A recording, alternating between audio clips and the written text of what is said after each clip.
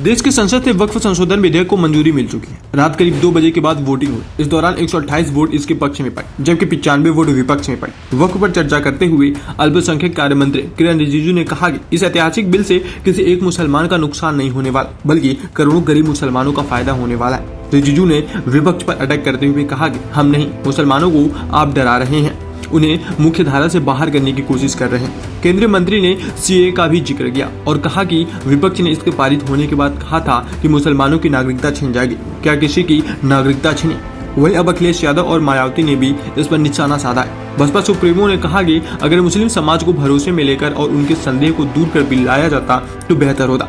यह भी कहा कि अगर इस बिल का दुरुपयोग देखने को मिला तो बसपा मुस्लिम समाज के साथ खड़ी दिखाई देगी। बसपा की ओर से सोशल मीडिया पर पोस्ट करते हुए लिखा गया कि वक्फ संशोधन बिल पर सत्ता और विपक्ष को सुनने के बाद निष्कर्ष यही निकलता है कि केंद्र सरकार यदि जनता को इस बिल को समझने के लिए कुछ और समय दे देती तो उनके सभी संदेह दूर हो जाते और यह बेहतर होता। लेकिन दुख की बात यह है कि सरकार ने इस बिल को बहुत जल्दबाजी में लाकर जो इसे पास कराया है यह उचित नहीं है। और अब इस बिल के पास हो जाने पर यदि सरकारें इसका दुरुपयोग करती हैं तो फिर पार्टी मुस्लिम समाज का पूरा साथ देगी। अर्थात ऐसे में इस बिल से पार्टी सहमत नहीं है।